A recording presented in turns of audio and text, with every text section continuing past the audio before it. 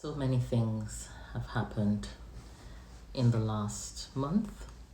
This has been an amazing month. This is my birthday month.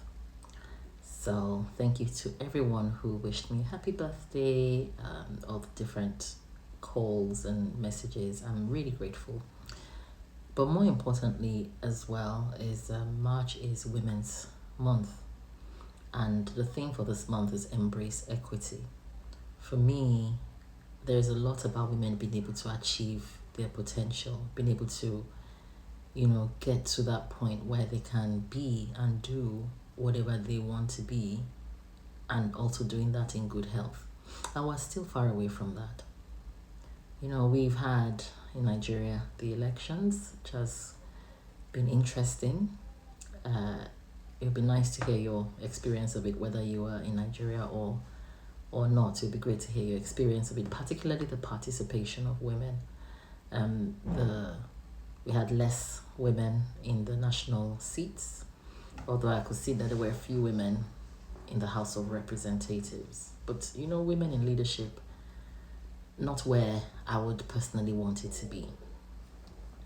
For those of you who have just come across my videos, I post videos from time to time. My name is Dr. Simi. Everybody calls me Dr. Simi, but I'm also Monica. But Dr. Simi is absolutely fine. So many things have happened. But women's health is so important for me, and I'm a woman. For you, if you're a woman watching, or if you're a man who is sensitive to the issues that women go through, because to be honest, there are some people who don't believe that women have any problems. They believe that men and women have the same access to health, to everything, which research shows that it's not true. So if you are here and you are watching, please share your experiences with your health, with your achievements, with the marginalization, if you faced any discrimination, or if you feel that being a woman has actually put you at better advantage or equal advantage. It'd be great to hear. Women's health is really important to me, and we could talk about all sorts of things that have to do with women, and if you want me to talk about anything specific, please just put it in the comments section and I'll get around to it at some point. But I've seen quite a lot of issues with hormones in the last sort of year. A lot of women have asked me about hormonal changes, particularly women who are in their 40s, who are then going through menopause or perimenopause, because menopause is something that you look back and say, oh, they went through menopause, but the perimenopause, all the symptoms can start early in the 40s, usually women over 45. It doesn't mean that women under 45 do not suffer from hormonal changes, and it's important to educate ourselves, because we have women who are in their 30s stopping their periods and what we call the premature ovarian insufficiency. But I also noticed that access to hormonal care is very limited in Nigeria, very limited. And it's something that we should change. Women are just told to just get on with it, really. And whether they're going through the change or not, they just deal with it. So it's important that you speak to a doctor. If you're going through perimenopausal symptoms, that you speak to somebody and get care. When I talk about perimenopause, so women in their 40s might notice, even they might have regular periods, but start to have hormonal changes. So, different changes could happen with hormones in a certain age. So you could have periods, as I said, regular periods, but still be having all the symptoms, which could affect everything from the top of your head to the tips of your toes. So women might suffer hair loss, what people call brain fog, skin dryness. You might find out that you're putting a bit more weight on, the middle age spread. The periods might become a bit irregular. Libido, might go down. There might be some vaginal dryness, hot flushes, depression, mood changes.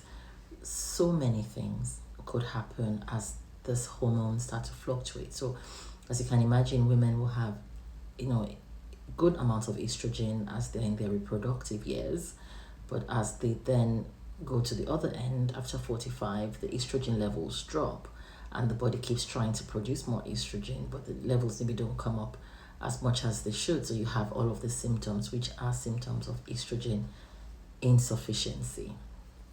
There's nothing wrong with it. You can live a full normal life with it, and there's treatment for it.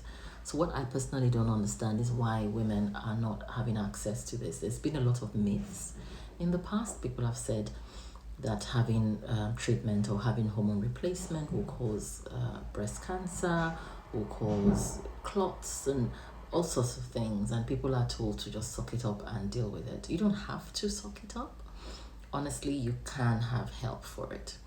So if you are one of those women, or you are married to someone, or your girlfriend or someone is going through hormonal changes or hormonal difficulty, then please seek help. I run my practice across both Nigeria and also the UK. I am a general practitioner with specialist interest in health policy and also in women's health. So I do everything related to women's health that we can access in primary care, from contraception to hormonal changes, to help with hormonal changes. So anything that has to do with women, feel free to get in touch with me. Usually probably best via email, to be honest. So I'll put that in the sort of chat so you can have a look. Okay, so what do we do? So in terms of hormones, hormone replacement, I think hormone replacement is the biggest miracle for women, because women are able to live their lives fully. They can go on hormone replacement, but they can have their estrogen replaced and also have progesterone to protect their womb. Because unless a woman has had a hysterectomy, you can't just give estrogen, because that can make the womb overgrow and cause problems like cancer. So you have both hormones, the estrogen and the progesterone, and women are pretty happy with that. So there can be some side effects, not many, but it just depends on who you're seeing, the preparation, because the preparation of the hormones really matter. But apart from hormone replacement, there's so many other things women can do. As you know, if you don't want to have hormone replacement, you don't have to. Just lots of exercise, eating well, just making sure that you are optimizing your health in the best way possible, getting some therapy, some counseling, letting people around you understand what's going on, maybe in starting something like an initiative in your workplace, to say that women that have menopausal changes are also accommodated. So but again, if you want to have hormone replacement, the advances are really good. So the best to have really is to have a transdermal, so something that you put on your skin, application, either a cream or a spray of estrogen, and then you protect your uterus by either having some tablets, what we call micronized progesterone, to protect that, or having the Mirena IUS, which also has progesterone on it. You can sort of get that prescribed. Obviously, we will have everything checked before you can start a hormone replacement. Having hypertension or any other problems is not generally a complete no to have HRT. We just need to make sure that we've checked you properly, check your blood pressure, make sure that all your smears are up to date, your breast has been checked. I can talk to you about other risks or the myths around, people are going to get breast cancer when they have HRT. The risk is very, very, very small, very, very small. So we can always talk about that in another video. But hormone replacement is a great invention. Women can start it. Better to start it early. So it's better to start it before the age of 50. It will also protect your heart, protect your joints, protect your bones. So there's so many other advantages to hormone replacement.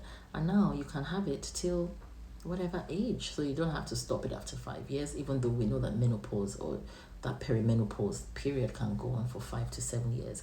Women are on HRT in their 60s, 70s, 80s even, and are able to live a very full life. There's no prizes for suffering. I've had quite a few women in Nigeria reach out to me about HRT. It's confidential. You don't have to talk about it with everyone. Nobody needs to know you're taking HRT if you don't want to discuss it. But honestly, it really is not that big of a deal.